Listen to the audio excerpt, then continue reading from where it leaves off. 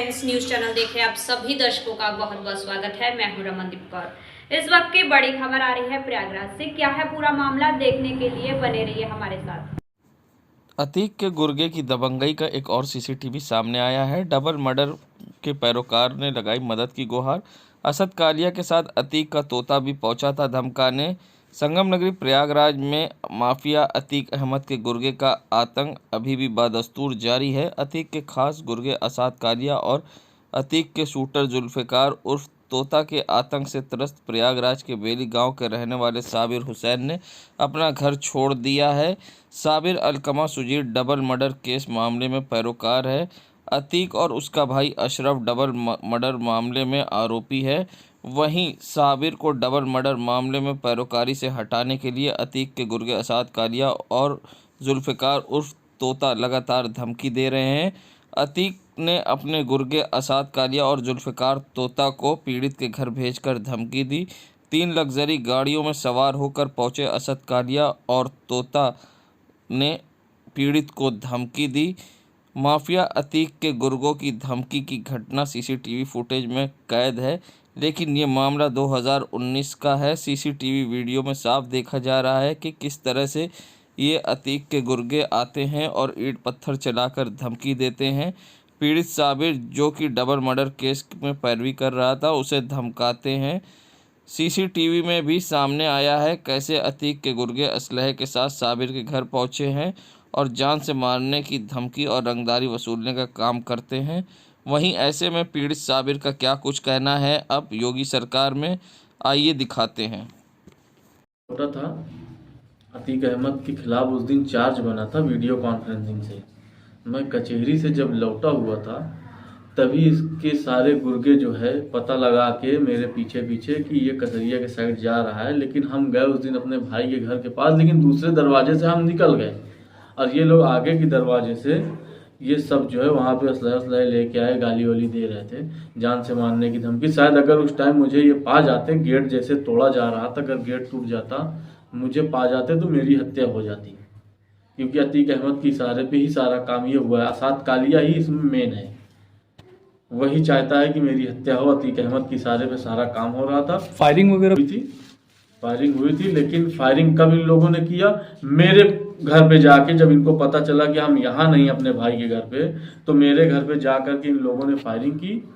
अब मुझे बहुत किस तरीके से टॉर्चर किया जा रहा था, मुझे इतना डर था कि मैं कहीं निकल नहीं पा रहा था, ना कहीं जा पा रहा था। और आज भी मुझे इतना डर है कि मैं 4 साल से छिपा छिपा मैं चल रहा हूँ। क्या 19 से जो है अतीक अहमद के इशारे पे सारा काम हो रहा था और मुझसे जब 1 करोड़ रुपए की फिरौती मांगी गई, मैंने मना किया। उसके बाद से मेरी जान के पीछे ये लोग पड़ गए, मुझे मेरी हत्या करना चाह रहे थे। और अतीक अहमद जिस मुकदमे में हम उसके खिलाफ पैरवी कर रहे थे, अतीक अहमद उसी मुकदमे की वजह से इसको असद कालिया को, इसके भाई फैजान को, सैफ को, एक जाबिर नाम का लड़का था, वो कुंडा प्रतापगढ़ का है, वो कुछ मरिया डीर के 1-2 लोग थे, ऐसे ही सारे लोग जो है मेरे पीछे पड़े हुए थे, मेरी हत्या करना चाह रहे थे कि किसी तरह से जो है हम पैरवी करना बंद करते हैं। लेकिन जब से मुख्यमंत्री जी आए हैं, मुझे पूरा भरोसा है कि इनके खिलाफ सख्त सख्त कार्रवाई होगी। और प्रशासन के अंदर तेजी मुझे लग रही है कि बहुत तेजी से काम कर रहा है प्रशासन। मैं मुख्यमंत्री जी से आपके चैनल के द्वारा यही कहना चाहूँगा कि मेरी आवाज़ अगर उनके तक पहुँच रही है तो इसमें कड़ी से कड़ी कार्रवाई अतीक अहमद और अशरफ के गुर्गों, अतीक अहमद के गुर्गों के साथ हो।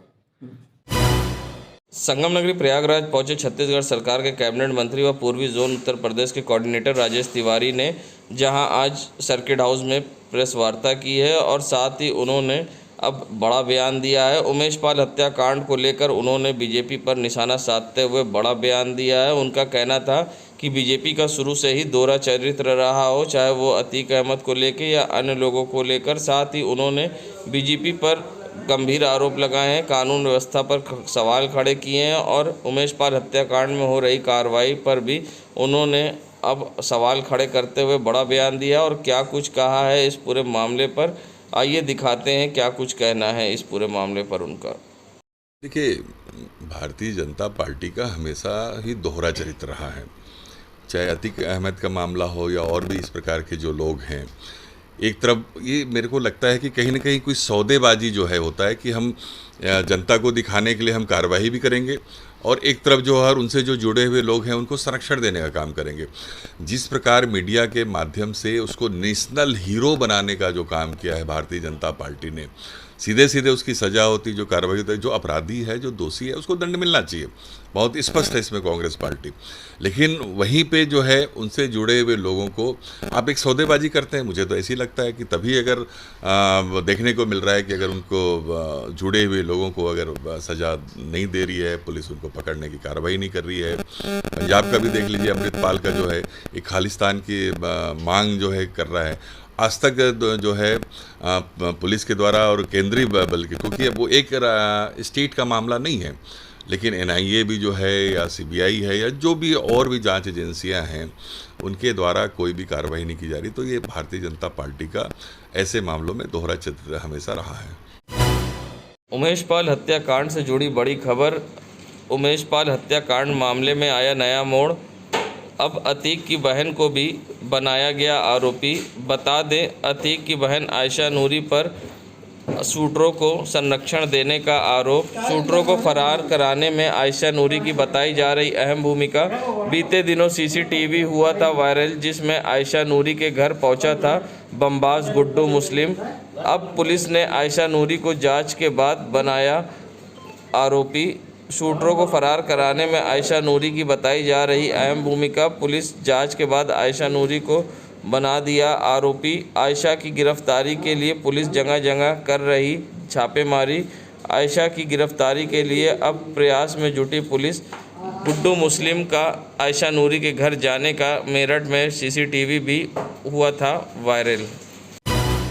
उमेश पाल हत्याकांड से जुड़ी बड़ी खबर। उमेश पाल हत्याकांड में बरामद 72 लाख रुपए, 5 आरोपियों की निशानदेही पर मिला विवादित पोस्टर। पोस्टर में अतीक अहमद की तस्वीर है छपी, साथ में लिखा है अंधेरी रात जाएगी उजाला फिर होगा। पोस्टर मिलने से पुलिस महकमे में मची हड़कंप। सभी एजेंसियां जांच में जुटी। जल्द ही पता लगाया जाएगा पोस्टर कहां छपा। पोस्टर में साफ संकेत है कि अतीक अहमद का साम्राज्य एक बार फिर खड़ा होगा। अब ये साम्राज्य अतीक अहमद खुद चलाएगा या उसका बेटा असद, ये बड़ा सवाल है। अतीक अहमद के वारिस के रूप में असद की हुई है ताजपोशी। पोस्टर को लेकर करेली की कई प्रिंटिंग प्रेस पुलिस कर रही छापेमारी। जल्द ही पुलिस लगाएगी पता कहां बना है पोस्टर। अतीक के पोस्टर से पहले अतीक के घर से मिली थी डायरी, जिसमें अतीक अहमद की पत्नी को बताया था गॉड मदर और अतीक को बड़े तो अशरफ को छोटे। अब पुलिस जांच में जुटी फिर से। प्रयागराज पहुंचे सपा नेता स्वामी प्रसाद मौर्य ने अब धर्माचार्य रामभद्राचार्य के बयान पर बड़ा बयान दिया और साथ ही कार्रवाई की बात कही है, मांग की है। और साथ ही उनका कहना था कि उन्होंने इस तरह का बयान दिया, अगर मैं देता तो कितनी FIR हो जाती। जहां रामभद्राचार्य जी ने बयान दिया, मरे मुलायम काशी राम, प्रेम से बोलो जय श्री राम। अभी आगरा में 3 दिन पहले चित्रकूट के एक सुप्रसिद्ध धर्माचार्य रामभद्राचार्य जी, जो पद्म विभूषण से भी सम्मानित हैं, उनका सभी सम्मान करते हैं, हम भी सम्मान करते हैं। यहाँ तक कि माननीय अटल बिहारी वाजपेयी भी उनका सम्मान करते थे, जो देश के बहुत बड़े नेता थे। उन्होंने व्यास की गद्दी पर बैठ कर के प्रवचन करते वक्त एक ऐसा नारा दिया जिसको सुन करके पूरा देश चौकन्ना रह गया। और उन्होंने नारा दिया व्यास गद्दी से, क्या? मरे मुलायम कांसी राम, प्रेम से बोलो जय श्री राम। ये नारा उचित है क्या? स्वामी प्रसाद मौर्य विपक्ष में है। स्वामी प्रसाद मौर्य समाजवादी पार्टी के नेता हैं। स्वामी प्रसाद मौर्य आज आदिवासियों, दलितों, पिछड़ों के आरक्षण की बात करते हैं। स्वामी प्रसाद मौर्य इस देश की महिलाओं, आदिवासियों, दलितों और पिछड़ों को सम्मान के रास्ता प्रशस्त करने की बात करते हैं। धर्म की आड़ में इनको नीच, अधम, प्रताड़ित, अपमानित करने की बात से मना करने की बात करते हैं। तो स्वामी प्रसाद पर FIR दर FIR होती जा रही है। रामभद्राचार्य क्यों, उन पर क्यों नहीं हो रही है?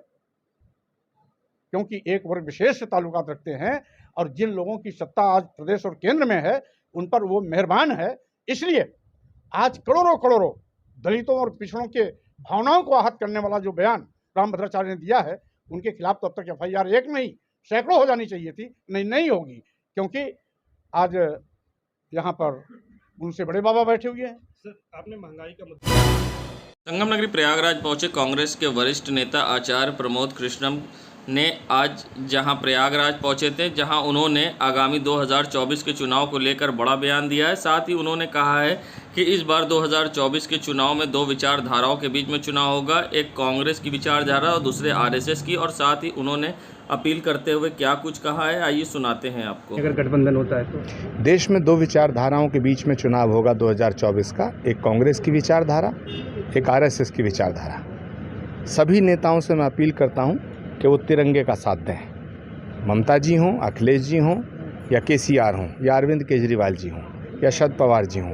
मैं सबको आमंत्रित करता हूं कि अगर मोदी जी को हटाना है, इनकी तानाशाही को ख़त्म करना है, तो कांग्रेस ही एकमात्र विकल्प है। सिर्फ मोदी जी को हटाने के लिए 2024 का चुनाव लड़ा जाएगा या कोई मुद्दे भी रहेंगे? देश को बचाने के लिए, और प्रधानमंत्री का कैंडिडेट कांग्रेस का होना चाहिए, ऐसा हम चाहते हैं। कांग्रेस का अगर कैंडिडेट होगा तो कौन होगा वो? प्रियंका गांधी सबसे लोकप्रिय कैंडिडेट है। राहुल गांधी नहीं होंगे? राहुल गांधी होंगे या नहीं होंगे, क्योंकि उनकी सदस्यता के ऊपर एक बहुत बड़ा कानूनी संकट आ गया है, इसलिए मैं कह रहा हूँ। प्रियंका गांधी फिर प्रधानमंत्री बनेंगे? हम चाहते हैं, हम नहीं, देश के कांग्रेस के करोड़ों लोग चाहते हैं कि मोदी जी के सामने प्रियंका गांधी जी प्रधानमंत्री पद की उम्मीदवार हों और संयुक्त विपक्ष की उम्मीदवार हों। संगम नगरी प्रयागराज पहुंचे, जहां समाजवादी पार्टी के नेता व पूर्व कैबिनेट मंत्री स्वामी प्रसाद मौर्य ने अब बीजेपी पर पेट्रोल और डीजल गैस के दाम को लेकर निशाना साधा है। साथ ही उन्होंने बढ़ती महंगाई को लेकर बीजेपी पर गंभीर आरोप लगाए हैं। उनका कहना था कि बीजेपी सरकार से पहले पेट्रोल डीजल के जो दाम थे, और अब देख लीजिए, जो गैस 300 रुपये की थी आज वो 1200 रुपये की है। और ऐसे में गंभीर आरोप लगाते हुए स्वामी प्रसाद मौर्य ने बीजेपी पर निशाना साधा है। और उन्होंने बीजेपी पर निशाना साधते हुए क्या कुछ कहा है, आइए दिखाते हैं इस पूरे मामले पर क्या कुछ कहना है स्वामी प्रसाद मौर्य का। की कीमतें कुछ कम की गई हैं और दावा किया जा रहा है इससे जनता को राहत मिलेगी। क्या चुनाव के मद्देनजर किया गया है निकाय चुनाव यूपी में? देखिए, कुल मिलाकर के महंगाई का आलम सबने देख लिया। भाजपा सरकार आने के पहले जो डीजल 55-56 रुपया लीटर था, आज वो 100 के पास पहुंच गया। भाजपा सरकार आने के पहले जो पेट्रोल 64-65 रुपया लीटर था, वो 100 के पार पहुंच गया। खाना बनाने वाला गैस सिलेंडर जो कभी 350 रुपये मिलता था, आज वो 1200 रुपया पहुँच गया। और साथ ही साथ आज किसानों को बीज है, उर्वरक है और पेस्टिसाइड है, जितनी भी हैं सब एक से बढ़ करके एक महंगी। डीजल का प्रयोग कौन करता है? किसान करता है, ट्रैक्टर चलाने में, ट्यूबवेल चलाने में। आज इस महंगाई से किसानों कमर टूट रही है। हर नौजवान मोटरसाइकिल से अपना छोटा मोटा काम निपटाने जाता है। पेट्रोल इतनी महंगी हो गई है, एक तो बेरोजगारी का दंश, दूसरा महंगाई का दंश।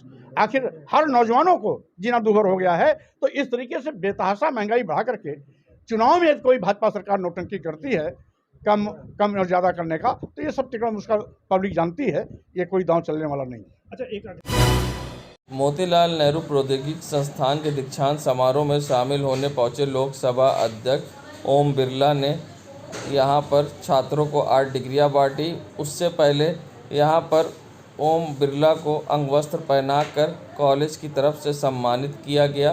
साथ ही ओम बिरला ने कहा कि यहाँ के छात्र आज देश विदेश में नाम रोशन कर रहे हैं और भारत को आत्मनिर्भर बनाने में मदद कर रहे हैं। और क्या कुछ का, आइए सुनाते हैं आपको। भारत का नौजवान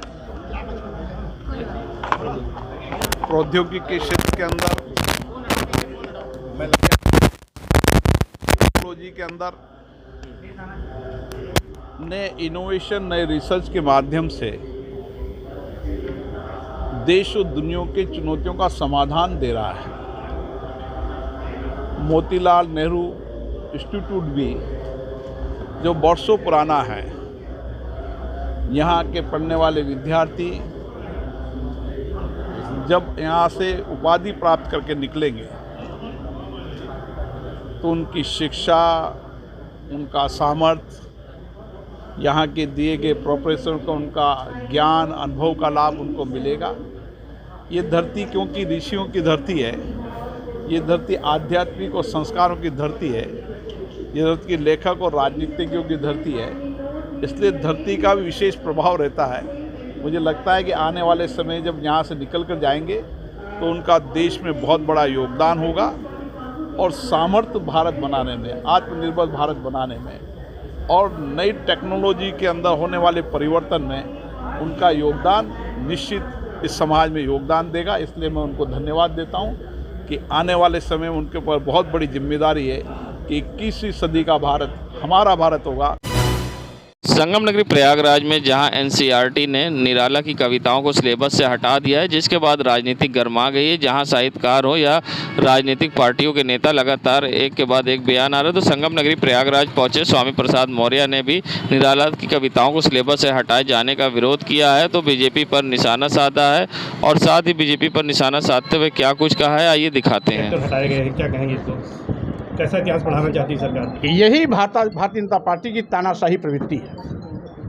इनके हटा देने से इतिहास खत्म नहीं हो जाएगा।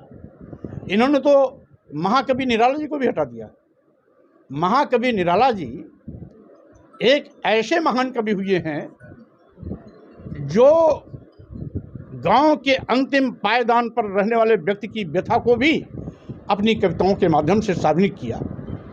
ऐसे महान कवि को भी अपने टेक्स्ट बुक से हटा रहे हैं, तो इनकी दूषित मानसिकता का ये परिचय है। हम अभी भारतीय संविधान आप उठा के देखिए, भारतीय संविधान में सभी हमारे अतीत गौरवशाली इतिहास का समय समय पे कहीं उद्धरण दिया गया है।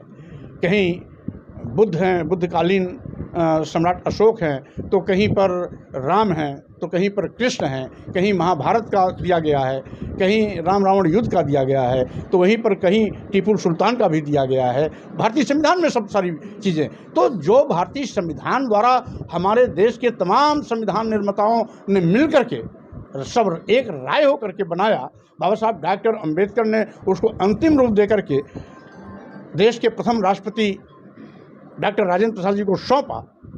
अब उस संविधान की मंशा के विपरीत आप आचरण कर रहे हो। हमारे अतीत गौरवशाली इतिहास जो भी भारत का सिर ऊंचा करने के लिए कभी पर्याप्त रहे हैं, उन सबका सम्मान होना चाहिए। हज़रत इमाम हसन की विलादत पर दरियाबाद में अंजुमन खुद्दाम मौज़ूनुमा की ओर से इमामबाड़ा जद्दन मीर साहब में जश्न सबर की महफिल में रात भर शायरों ने एक से बढ़कर एक कलाम पढ़, अशार सुनाकर वाहवाही बटोरी। बहलोले हिंद आफ्ताब निज़ामत नजीब इलाहाबादी के संचालन में जहां शायरों ने महफिल को गुलजार बनाया, वहीं शायरों व उलेमाओं की मौजूदगी में समाज में उत्कृष्ट कार्य करने वालों को साल उड़ाकर मेमेंटो और एजाज़ी सर्टिफिकेट देकर सम्मानित किया गया। डॉक्टर मौलाना रिजवान हैदर ने जश्न की महफिल में हज़रत इमाम हसन की हयात, हिकमत अमली व सुलह की मुनासिबत से तकरीर भी की। ऐसे में रात भर लोगों ने महफिल में बढ़ चढ़कर हिस्सा लिया। आज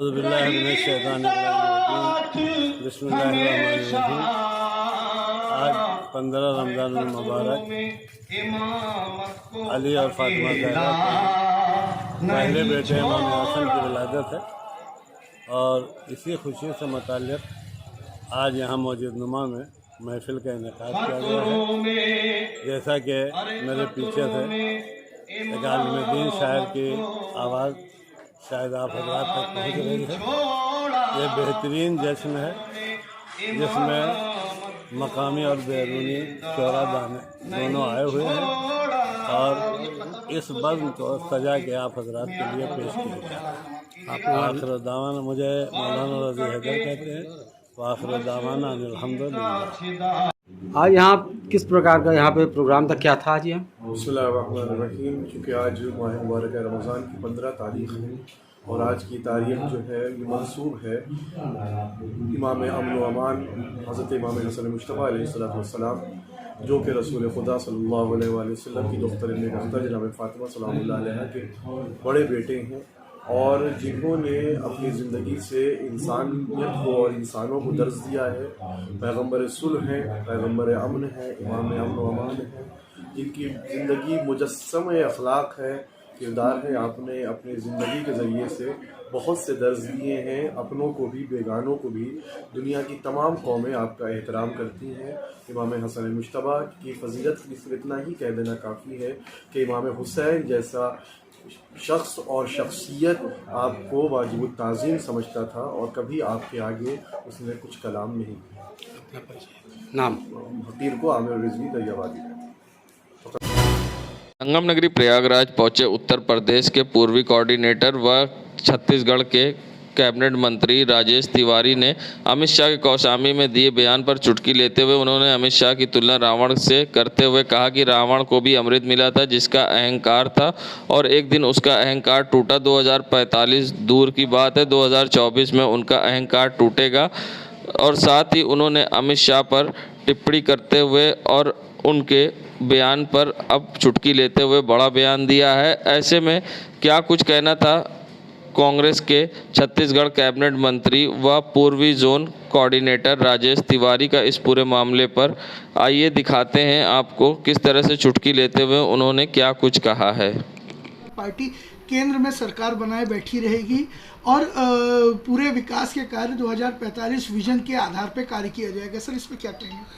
देखिए, मेरे ख्याल से जिसको अमृत मिला था रावण को, उसने भी कभी सोचा नहीं होगा कि जो है उसकी लंका ढह जाएगी और उसकी ये गति प्राप्त होगी।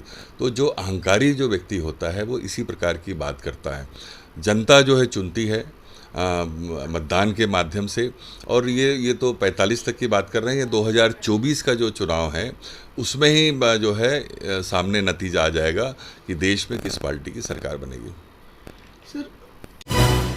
संगम नगरी प्रयागराज बीजेपी के उस बयान पर स्वामी प्रसाद मौर्य ने नसीहत देते हुए पलटवार किया है जिसमें कहा गया था 2024 से पहले अयोध्या में भव्य राम मंदिर निर्माण कर और आम जनता के लिए खोल दिया जाएगा। तो स्वामी प्रसाद मौर्य ने कहा है राम मंदिर सुप्रीम कोर्ट के आदेश पर बन रहा है, इसका श्रेय बीजेपी को नहीं लेना चाहिए।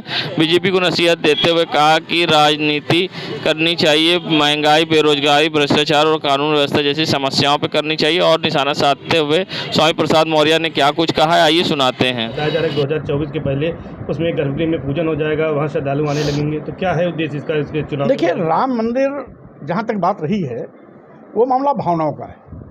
भावनाओं को चुनाव का आधार नहीं बनाना चाहिए, एक चीज़। दूसरी चीज़, राम सबके हैं, वो केवल भारतीय जनता पार्टी के नहीं है। गांव में हमेशा एक दूसरे से जो नमस्कार लोग करते हैं तो ज़्यादातर यही कहते हैं जय राम या जय सिया राम या जय सीताराम। आम भाषा में तो राम तो जन जन में है, सबके मन में है और पूरे देश में है। भारतीय जनता पार्टी जय श्री राम करके उसको पेटेंट क्यों कराना चाहती है? और रही बात राम मंदिर बनने में भाजपा का क्या एहसान है, वो तो माननीय सर्वोच्च न्यायालय के निर्णय के क्रम में बन रहा है, तो श्रेय तो जाता माननीय सर्वोच्च न्यायालय को। भारतीय जनता पार्टी कहाँ उसमें अपनी झूठी बाबाही पीठ थपथपा रही है। इसलिए भारतीय जनता पार्टी को नौटंकी बंद कर देना चाहिए और सही मायने में आज महंगाई पर अंकुश लगाना चाहिए।